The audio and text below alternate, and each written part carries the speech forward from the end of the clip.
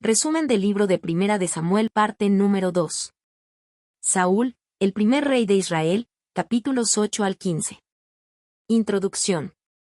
Los capítulos 8 al 15 de Primera de Samuel narran un momento crucial en la historia de Israel, la transición de un gobierno teocrático, donde Dios dirigía al pueblo a través de jueces y profetas, a una monarquía humana.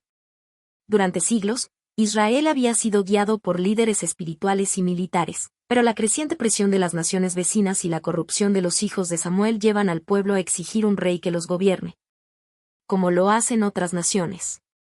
A pesar de que Dios, a través de Samuel, advierte sobre las implicaciones de tener un rey terrenal, incluyendo impuestos, servidumbre y una posible opresión, el pueblo persiste en su demanda.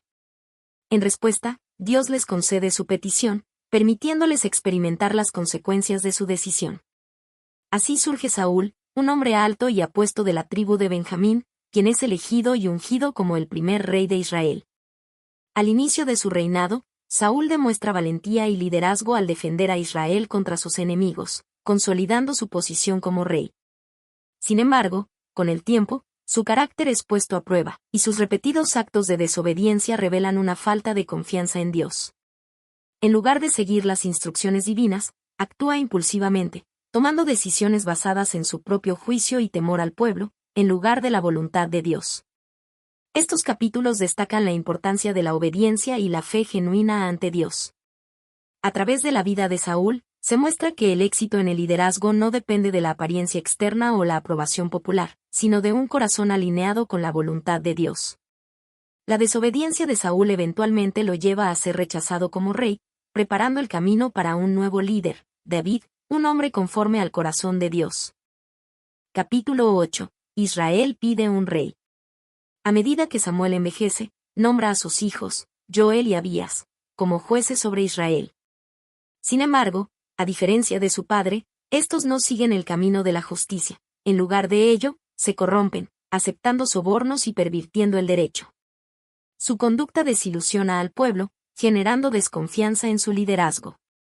Ante esta situación, los ancianos de Israel se reúnen y se presentan ante Samuel en Ramá con una petición clara: quieren un rey que los gobierne, al igual que las demás naciones. Su solicitud no solo responde a la corrupción de los hijos de Samuel, sino también al deseo de tener un líder militar que los proteja de sus enemigos, especialmente de los filisteos, quienes seguían siendo una amenaza constante. Samuel se siente afligido por esta demanda, pues comprende que implica un rechazo al gobierno divino. Clama a Dios en oración, y el Señor le responde, asegurándole que no es a él a quien han rechazado, sino a Dios mismo como su rey. Desde su liberación de Egipto, Israel ha demostrado una tendencia constante a la rebeldía y la idolatría, y esta solicitud es una muestra más de su deseo de seguir su propio camino en lugar del plan de Dios. Dios ordena a Samuel que advierta al pueblo sobre las consecuencias de tener un rey terrenal. Samuel les explica que un monarca tomará a sus hijos para que sirvan en su ejército, labren sus campos y fabriquen sus armas. Sus hijas serán tomadas como perfumistas, cocineras y panaderas en la corte real. Además, el rey impondrá impuestos, tomará lo mejor de sus cosechas y tierras, y hará que el pueblo sirva a su voluntad. En otras palabras, el sistema monárquico traerá una carga sobre ellos que nunca antes habían experimentado bajo el liderazgo de Dios. A pesar de esta advertencia, el pueblo se mantiene firme en su deseo, insistiendo en que necesitan un rey que los lidere y los proteja en la batalla. No quieren depender exclusivamente de la guía divina, desean una figura visible que los represente ante otras naciones. Dios, respetando su libre albedrío, le indica a Samuel que acceda a su petición y que les conceda un rey. Así, Israel inicia un nuevo capítulo en su historia, uno que traerá tanto victorias como dificultades, al depender de un gobernante humano en lugar de confiar plenamente en Dios. Capítulo 9. Saúl es escogido como rey.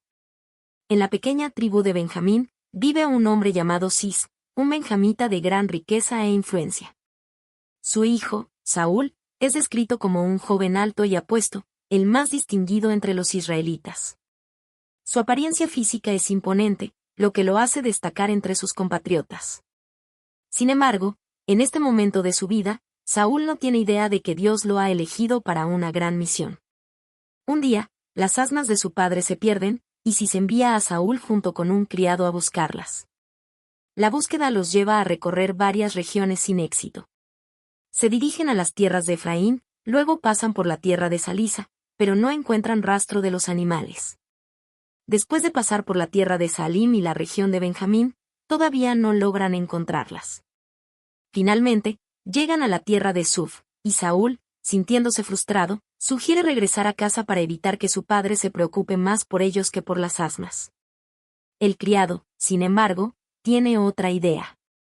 Le menciona a Saúl que en aquella ciudad vive un hombre de Dios, un vidente muy respetado en Israel. Se refieren a Samuel, aunque Saúl no parece conocerlo bien. El criado sugiere que visiten al vidente para que les indique el camino correcto. Como es costumbre ofrecer un regalo al profeta en señal de respeto, el criado se ofrece a dar la pequeña cantidad de plata que lleva consigo.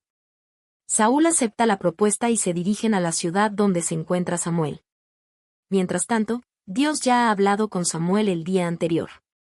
Le ha revelado que enviará a un hombre de la tribu de Benjamín a quien debe ungir como príncipe sobre Israel.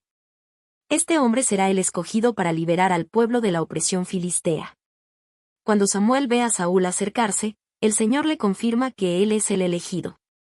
Al encontrarse, Samuel le dice a Saúl que las asnas que estaba buscando ya han sido halladas y que, en cambio, hay algo mucho más importante que debe atender. Samuel le insinúa que todo el deseo de Israel está puesto en él, pero Saúl, sorprendido y sintiéndose indigno, responde con humildad. Se considera un hombre insignificante, proveniente de la tribu más pequeña de Israel y de una familia sin relevancia. A pesar de su inseguridad, Samuel honra a Saúl invitándolo a un banquete especial. Le otorga el lugar de honor y le ofrece la mejor porción de la comida. Esto es una señal de su futura posición de liderazgo. Después de la comida, Samuel lleva a Saúl a su casa y conversa con él acerca del propósito de Dios para su vida. A la mañana siguiente, al amanecer, Samuel se despide de Saúl, pero antes de que parta, le pide que le permita comunicarle la palabra de Dios en privado. Envía al criado adelante y, en un momento solemne, Samuel unge a Saúl derramando aceite sobre su cabeza. Este acto es un símbolo del llamamiento divino. Saúl ha sido escogido por Dios para ser el primer rey de Israel. Luego, Samuel le da instrucciones sobre señales proféticas que confirmarán su elección, preparando el camino para su futura investidura como rey. Capítulo 10. Saúl es proclamado rey. Después de la solemne unción de Saúl en privado, Samuel le da instrucciones detalladas sobre lo que ocurrirá en su camino de regreso a casa. Estas señales servirán como confirmación de que Dios lo ha escogido como rey de Israel. Samuel le dice que primero encontrará a 2 hombres cerca de la tumba de Raquel en el territorio de Benjamín, quienes le informarán que las asnas que buscaba ya han sido halladas y que su padre está preocupado por él. Luego, al llegar a la encina de Tabor, se encontrará con 3 hombres que van camino a Betel para ofrecer sacrificios. Uno llevará 3 cabritos, otro 3 panes y el último un odre de vino. Estos hombres le ofrecerán 2 panes, y Saúl deberá aceptarlos. La tercera señal es la más sorprendente. Al llegar a la colina de Dios, cerca de un destacamento filisteo, encontrará un grupo de profetas descendiendo con instrumentos musicales y profetizando. En ese momento, el Espíritu del Señor vendrá sobre él con poder, y Saúl comenzará a profetizar junto con ellos, siendo transformado en un hombre diferente. Samuel le advierte que cuando estas señales se cumplan, deberá esperar 7 días hasta que él llegue para indicarle qué hacer. Todo sucede tal como Samuel ha dicho. Cuando Saúl se encuentra con los profetas, el Espíritu de Dios viene sobre él con gran poder, y empieza a profetizar en medio de ellos. Esto sorprende a los que lo conocen, ya que nunca antes había demostrado habilidades proféticas. La gente se pregunta, ¿también Saúl entre los profetas? Esta expresión se convierte en un dicho popular en Israel. Después de este encuentro, Saúl regresa a su casa, pero no revela a su familia lo que ha sucedido, ni siquiera a su tío, quien le pregunta sobre su visita a Samuel. Saúl menciona que Samuel simplemente le informó sobre la recuperación de las asnas, pero guarda silencio sobre su unción como rey. Días después, Samuel convoca a todo Israel en Mizpa para proclamar oficialmente al nuevo rey. Allí, Samuel recuerda al pueblo que al pedir un rey, han rechazado el gobierno directo de Dios. Sin embargo, el Señor ha concedido su petición y ahora confirmará su elección de manera pública. Se lleva a cabo un sorteo para identificar a la tribu, la familia y la persona escogida. Primero, la suerte recae sobre la tribu de Benjamín. Luego, dentro de Benjamín, es seleccionada la familia de Matri. Finalmente, entre ellos, el elegido es Saúl, hijo de Cis. Sin embargo, cuando buscan a Saúl para presentarlo ante el pueblo, no lo encuentran. Sorprendidos, consultan a Dios, quien les revela que Saúl está escondido entre el equipaje. Lo encuentran y lo llevan ante la asamblea. Cuando Saúl se pone de pie, todos pueden ver su imponente estatura, pues es más alto que cualquiera en Israel. Samuel entonces proclama: ¿Han visto a quien ha escogido el Señor? No hay nadie como él en todo el pueblo. El pueblo responde con gran entusiasmo, gritando: ¡Viva el rey! Samuel establece ante el pueblo los derechos y deberes del rey, escribiéndolos en un libro y depositándolo delante del Señor. Luego, envía a todos a sus casas. Saúl también regresa a su hogar en Gabaa, acompañado por hombres valientes cuyo corazón Dios ha tocado. Sin embargo, algunos hombres perversos menosprecian a Saúl y cuestionan su capacidad para gobernar, negándose a honrarlo con regalos. A pesar de esto, Saúl guarda silencio y no responde a las críticas. Este capítulo marca el inicio del reinado de Saúl, un periodo lleno de promesas, pero también de dudas y desafíos. Aunque el pueblo lo aclama, la inseguridad de Saúl y la desconfianza de algunos en su liderazgo anticipan las luchas que enfrentará como el primer rey de Israel. Capítulo 11. La victoria de Saúl sobre los amonitas. Tiempo después de la proclamación de Saúl como rey, Israel enfrenta una grave amenaza por parte de los amonitas. Naas, rey de Amón, sitia la ciudad de Jabes de Galaad y presenta condiciones crueles para su rendición. Exige que cada habitante de la ciudad se deje sacar el ojo derecho como señal de humillación y servidumbre. Los ancianos de Jabes, desesperados por la brutal exigencia, piden 7 días para buscar ayuda antes de aceptar la rendición. Naas, confiado en la debilidad de Israel, les concede ese plazo. Los mensajeros de Jabes recorren el territorio de Israel en busca de auxilio y llegan a Gabaa, donde informan al pueblo de la amenaza. Al escuchar las noticias, los habitantes de Gabaa rompen en llanto, sintiendo impotencia ante la crueldad de los amonitas. Saúl, quien aún no ha tomado un papel activo como rey y se encuentra trabajando en el campo con su ganado, regresa a la ciudad y pregunta por qué la gente está llorando. Al enterarse del mensaje de Jabes, el Espíritu de Dios viene con poder sobre él, despertando en su interior un celo ardiente por defender a su pueblo. Saúl, lleno de ira santa, toma un par de bueyes, los despedaza y envía los pedazos por todo Israel con un mensaje contundente: así será con los bueyes de todo aquel que no siga a Saúl y a Samuel a la batalla. El temor del Señor cae sobre el pueblo, y todos responden con unidad y determinación. Bajo el liderazgo de Saúl, se reúnen en Besek un total de 330.000 hombres, 300.000 de Israel y 30.000 de Judá. Saúl envía un mensaje a los habitantes de Jabes de Galaad asegurándoles que al amanecer del día siguiente recibirán auxilio. Fortalecidos por esta noticia, los jabesitas engañan a Naas y sus tropas, diciéndoles que al día siguiente se rendirán y se dejarán someter. Antes del amanecer, Saúl divide a su ejército en 3 grupos y lanza un ataque sorpresa contra el campamento amonita. Durante toda la mañana, las tropas de Naas son masacradas y el ejército enemigo es completamente dispersado, sin que 2 amonitas quedaran juntos. La victoria es total y decisiva. Tras la gran hazaña, el pueblo, que anteriormente había dudado del liderazgo de Saúl, ahora lo aclama con fervor. Algunos israelitas sugieren ejecutar a los hombres que antes menospreciaron a Saúl como rey, pero Saúl, demostrando clemencia y gratitud a Dios, responde: hoy no morirá nadie, porque el Señor ha dado salvación a Israel. En reconocimiento a esta victoria, Samuel convoca al pueblo a Gilgal para renovar oficialmente el reino. Allí, delante del Señor, Saúl es ratificado como rey con celebraciones y sacrificios de paz.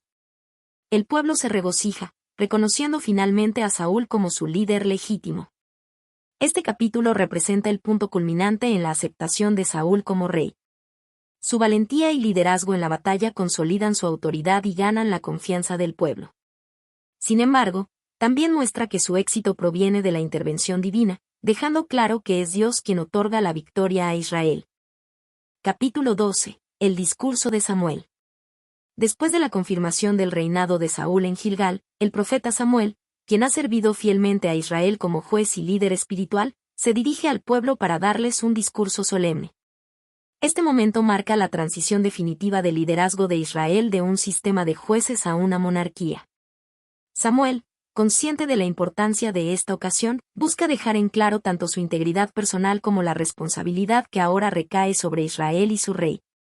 Samuel comienza su discurso recordándole al pueblo su trayectoria como líder desde su juventud hasta ese día. Pregunta abiertamente si ha actuado con justicia y honestidad, desafiando a cualquiera a señalar alguna falta en su conducta. Les pregunta, ¿a quién he defraudado? ¿A quién he oprimido? ¿De quién he tomado soborno para encubrir con mis ojos? El pueblo, en respuesta, reconoce que Samuel ha sido un juez íntegro y que nunca ha abusado de su autoridad. Después de establecer su reputación intachable, Samuel se enfoca en la historia de Israel, recordándoles cómo Dios ha sido su verdadero rey y salvador a lo largo de los siglos. Repasa los eventos clave en los que Dios ha intervenido para rescatar a su pueblo, la liberación de Egipto bajo Moisés y Aarón, la protección en tiempos de los jueces como Gedeón, Barak, Jefté y Sansón. Cada vez que Israel clamó a Dios en momentos de opresión, el Señor les envió un libertador. Sin embargo, Samuel enfatiza que el pueblo ha pecado gravemente al pedir un rey, ya que su petición refleja una falta de confianza en Dios como su gobernante supremo. En lugar de depender de él, quisieron ser como las otras naciones, sometiéndose a la autoridad de un líder humano. Aún así, Dios les ha concedido su petición y les ha dado a Saúl como rey. A pesar de su error, Samuel les advierte que aún tienen la oportunidad de recibir bendiciones, siempre que obedezcan al Señor y sigan sus mandamientos. Si teméis al Señor, le servís y obedecéis su voz, y no os rebeláis contra su mandato, entonces tanto vosotros como vuestro rey viviréis bajo la protección del Señor. Pero si desobedecen y se apartan de Dios, enfrentarán las mismas consecuencias que sufrieron sus antepasados cuando abandonaron al Señor. Para confirmar la seriedad de sus palabras, Samuel ora a Dios y pide una señal. De inmediato, el Señor envía una tormenta con truenos y lluvias en pleno tiempo de cosecha del trigo, algo completamente inusual. Esta demostración divina llena de temor al pueblo, pues reconocen que han pecado al pedir un rey y que han desobedecido a Dios. Con gran angustia, claman a Samuel para que interceda por ellos y le piden que ruegue a Dios para que no sean destruidos. Ante su temor y arrepentimiento, Samuel los tranquiliza con palabras de esperanza. Les asegura que Dios no los abandonará, porque ha decidido hacer de Israel su pueblo. No temáis, vosotros habéis hecho todo este mal, pero no os apartéis del Señor, sino servidle con todo vuestro corazón. Les exhorta a no volver a seguir dioses falsos, que no pueden salvarlos ni ayudarles, y les promete que él mismo seguirá orando por ellos y enseñándoles el camino correcto. Samuel concluye su discurso con una última advertencia y exhortación. Temed al Señor y servidle de verdad con todo vuestro corazón, recordando las grandes cosas que ha hecho por vosotros. Pero si insistís en hacer el mal, tanto vosotros como vuestro rey pereceréis. Este capítulo es clave en la narrativa de Primera de Samuel porque resalta la fidelidad de Dios, la necesidad de obedecer sus mandatos y la fragilidad del liderazgo humano cuando se desvía de la voluntad divina. Aunque Israel ha cometido un error al exigir un rey, aún pueden recibir la bendición de Dios si permanecen fieles a él. Capítulo 13. Saúl desobedece a Dios. La tensión entre Israel y los filisteos aumenta, y Saúl, ahora establecido como rey, enfrenta su primera gran crisis militar. Para hacer frente a la amenaza, reúne a un ejército de 3.000 hombres, 2.000 bajo su mando en Micmas y Betel, y 1.000 con su hijo Jonatán en Gabaa de Benjamín. Jonatán toma la iniciativa y ataca un puesto filisteo en Geba, provocando la ira de los filisteos y desatando una guerra a gran escala. Los filisteos responden reuniendo una fuerza abrumadora, 30.000 carros, 6.000 jinetes y un ejército tan numeroso como la arena del mar. Su despliegue en Micmas causa pánico entre los israelitas, quienes, al ver su inferioridad numérica y el poder del enemigo, comienzan a esconderse en cuevas, matorrales y cisternas. Algunos incluso huyen al otro lado del Jordán. Mientras tanto, Saúl permanece en Gilgal, esperando la llegada de Samuel, quien había prometido venir en 7 días para ofrecer sacrificios a Dios y buscar su dirección. Sin embargo, al ver que el plazo se acerca a su fin y Samuel no aparece, la desesperación de Saúl crece. Sus tropas, aterrorizadas, comienzan a dispersarse. Temiendo perder por completo a su ejército antes de la batalla, Saúl toma una decisión impulsiva. Él mismo ofrece el sacrificio de holocausto, una tarea reservada exclusivamente para los sacerdotes y profetas de Dios. Justo cuando termina de realizar el sacrificio, Samuel llega y de inmediato percibe la gravedad de la situación. Al ver lo que Saúl ha hecho, le pregunta, ¿qué has hecho? Saúl, intentando justificarse, explica que vio al pueblo desbandarse, que Samuel tardó en llegar y que los filisteos estaban listos para atacar en Micmas. En su desesperación, afirma que sintió la necesidad de forzarse a sí mismo a ofrecer el sacrificio para buscar el favor de Dios antes de la batalla. Samuel, indignado, reprende duramente a Saúl. Le declara que ha actuado neciamente al no obedecer el mandato del Señor y que su impaciencia ha tenido graves consecuencias. Has obrado neciamente, no guardaste el mandamiento que el Señor tu Dios te había dado. De haberlo hecho, Él habría confirmado tu reino sobre Israel para siempre. Sin embargo, debido a su desobediencia, Dios ha decidido quitarle el reino y buscar a otro hombre conforme a su corazón, uno que sí cumplirá su voluntad. Este anuncio marca el principio del fin para Saúl. Aunque sigue siendo rey, su destino está sellado, su linaje no continuará en el trono de Israel. Dios ya está preparando a otro hombre para ocupar su lugar. Después de este severo juicio, Samuel se aparta de Saúl y deja Gilgal. Mientras tanto, Saúl se traslada con su ejército a Gabaa de Benjamín. Sus fuerzas han disminuido drásticamente, y ahora solo cuenta con 600 hombres. A pesar de la creciente amenaza filistea, su desobediencia ha debilitado su autoridad y ha puesto en peligro el futuro de su reinado. Este capítulo revela una lección fundamental sobre la obediencia y la confianza en Dios. Saúl, en lugar de esperar pacientemente en fe, permitió que el miedo y la impaciencia lo llevaran a tomar una decisión apresurada. Su intento de asegurar la bendición de Dios a su manera solo resultó en su rechazo. El episodio subraya que Dios no solo busca líderes valientes, sino aquellos que sean fieles y obedientes a su palabra. Capítulo 14. La victoria de Jonatán y el juramento imprudente de Saúl. La guerra entre Israel y los filisteos continúa, pero en medio de la crisis, Jonatán, el hijo de Saúl, demuestra su valentía y confianza en Dios. Mientras el ejército israelita permanece acampado en Gabaa de Benjamín, los filisteos están posicionados en Micmas, con fuerzas superiores. Saúl, en lugar de actuar, se encuentra bajo un granado con su ejército, acompañado por Ahías, el sacerdote que lleva el efod, símbolo de la presencia de Dios. Sin informar a su padre ni a nadie más, Jonatán toma la iniciativa y le dice a su escudero, «Ven, pasemos a la guarnición de estos incircuncisos, quizás el Señor obre por nosotros». Porque nada impide al Señor salvar con muchos o con pocos. Su fe en Dios es evidente, pues confía en que el Señor puede darle la victoria sin importar la desventaja numérica. Jonatán establece una señal para discernir si Dios está con ellos. Si los filisteos les dicen que se queden quietos, no atacarán, pero si les dicen que suban, eso será la señal de que Dios los ha entregado en sus manos. Al acercarse al campamento enemigo, los filisteos se burlan de ellos y les dicen que suban, sin saber que están cayendo en una trampa divina. Jonatán y su escudero suben y, con la ayuda de Dios, derrotan a unos 20 filisteos en un área pequeña. Este ataque provoca un caos entre las tropas filisteas. Dios envía pánico en el campamento, y los filisteos comienzan a atacarse entre ellos. Desde lejos, los centinelas de Saúl en Gabaa ven la confusión y el desorden en el campamento enemigo. Saúl ordena un recuento de sus tropas y descubre que Jonatán y su escudero han desaparecido. Al ver la oportunidad de una victoria, Saúl consulta a Ahías el sacerdote para pedir la guía de Dios, pero interrumpe la consulta al ver que la confusión en el campamento filisteo aumenta. Decide actuar y convoca a sus hombres a la batalla. Los israelitas, incluyendo aquellos que se habían escondido por miedo, se unen a la lucha, y Dios les concede una gran victoria. Sin embargo, en medio de la batalla, Saúl comete un grave error. En un intento de asegurar la victoria, impone un juramento imprudente sobre sus tropas. Maldito sea el hombre que coma algo antes de la noche, antes de que haya tomado venganza de mis enemigos. Este mandato no solo muestra su deseo personal de venganza, sino que también desgasta a sus soldados, que pasan todo el día luchando sin poder reponer fuerzas. Jonatán, quien no estaba presente cuando se hizo el juramento, encuentra un panal de miel en el bosque y come un poco, recuperando su energía. Un soldado le advierte sobre el juramento de su padre, a lo que Jonatán responde criticando la decisión de Saúl: mi padre ha turbado la tierra. Mirad cómo se han aclarado mis ojos por haber probado un poco de esta miel.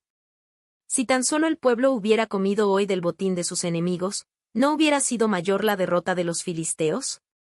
Al caer la noche, los israelitas, agotados y hambrientos, finalmente pueden comer, pero lo hacen de manera indebida, consumiendo carne con sangre, lo cual va en contra de la ley de Dios.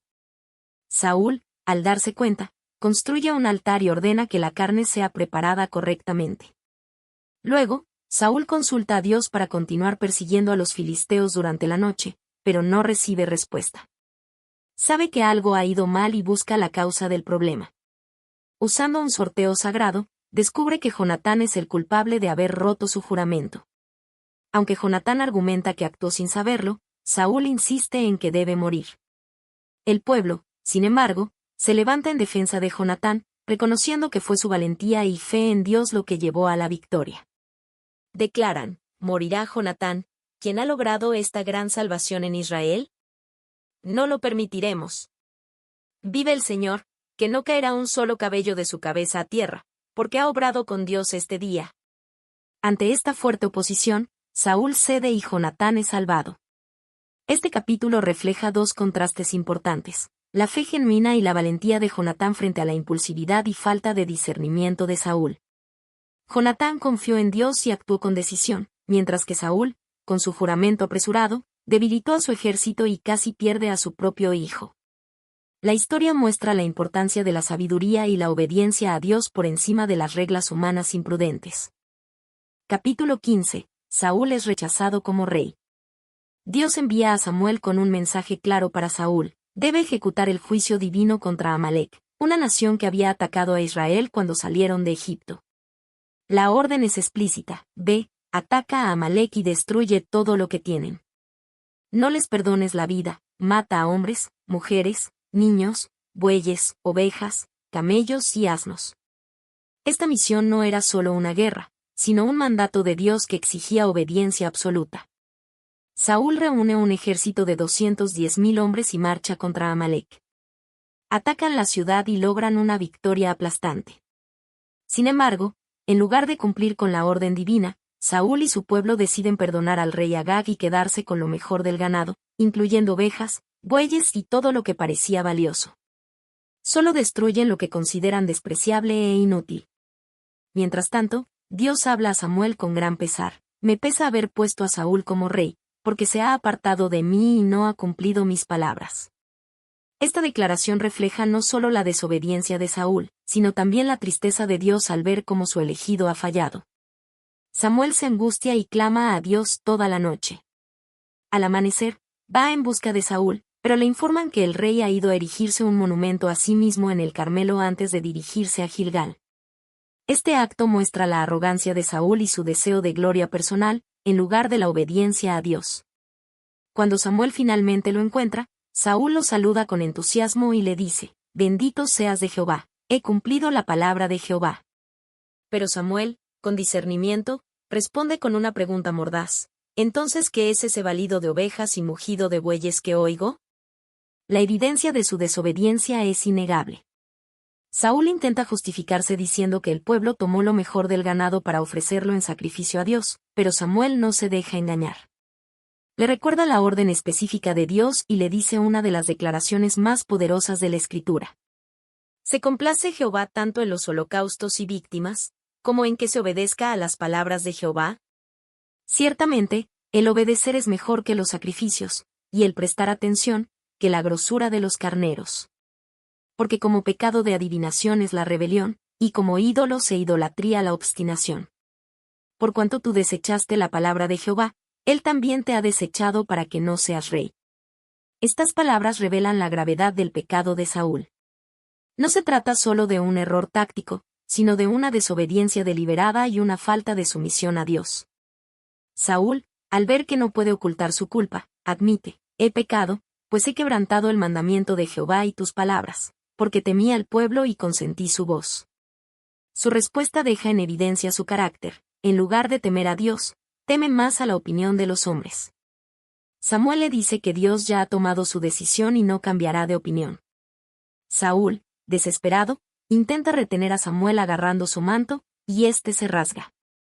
Samuel usa este incidente como un símbolo y declara: Jehová ha rasgado hoy de ti el reino de Israel, y lo ha dado a un prójimo tuyo, mejor que tú. Saúl, humillado, insiste en que al menos lo honre delante del pueblo, y Samuel, a pesar de todo, accede a acompañarlo en un último acto de reconocimiento público. Pero la escena no termina ahí. Samuel ordena traer a Agag, el rey de Amalec. Agag, creyendo que ha escapado de la muerte, dice: ciertamente pasó la amargura de la muerte. Pero Samuel, con determinación, responde: así como tu espada dejó a las mujeres sin hijos, así tu madre quedará sin hijo entre las mujeres. Entonces, toma una espada y despedaza a Agag delante de Jehová en Gilgal. Después de este evento, Samuel regresa a Ramá y Saúl a su casa en Gabaa. La escritura menciona que Samuel nunca más volvió a ver a Saúl, aunque lloró por él. La historia concluye con una declaración impactante: Jehová se arrepintió de haber puesto a Saúl por rey sobre Israel. Este capítulo marca el punto de quiebre en la historia de Saúl. Su falta de obediencia, su orgullo y su deseo de quedar bien ante los hombres lo llevan a perder el favor de Dios. La elección de un nuevo rey, mejor que él, está en camino, y Saúl queda sumido en el rechazo divino. Conclusión. Estos capítulos de Primera de Samuel muestran de manera dramática el ascenso y la caída de Saúl como rey de Israel. Aunque Saúl comenzó su reinado con humildad y mostró signos de valentía, su desobediencia reiterada a las instrucciones divinas y su constante búsqueda de aprobación humana demostraron ser su talón de Aquiles. En lugar de depender plenamente de la guía de Dios, Saúl actuó impulsivamente, tomando decisiones apresuradas y comprometiendo el mandato divino. El profeta Samuel, que había sido fiel servidor de Dios, se convierte en la voz que denuncia estos errores, enfatizando que el verdadero éxito en el liderazgo no proviene de la fuerza militar o del carisma personal, sino de la obediencia absoluta a Dios. Samuel deja claro que la gloria de Dios y la bendición de su pueblo están reservadas para aquellos líderes que se someten a su voluntad, y que cualquier desviación conlleva el rechazo divino. Este periodo, marcado por la lucha interna y los desafíos en el reino, prepara el terreno para la transición hacia una nueva era en Israel. La desobediencia de Saúl, su incapacidad para cumplir con las expectativas de Dios y su rechazo, abren la puerta para que surja un nuevo rey, un líder que verdaderamente refleje el corazón de Dios. Esa figura es David, quien, a diferencia de Saúl, es descrito como un hombre conforme al corazón de Dios. Así, la historia de Saúl sirve como una lección vital: sin la obediencia y la confianza total en Dios, incluso el líder más prometedor puede fracasar y perder la bendición divina. Este mensaje resuena a lo largo de la Biblia, recordándonos la importancia de priorizar la voluntad de Dios sobre nuestras propias ambiciones y el deseo de complacer a los hombres. La transición de Saúl a David no es solo un cambio de liderazgo, sino un recordatorio de que Dios prepara a su pueblo para cumplir sus propósitos, renovando la esperanza de restauración y prosperidad en la nación de Israel.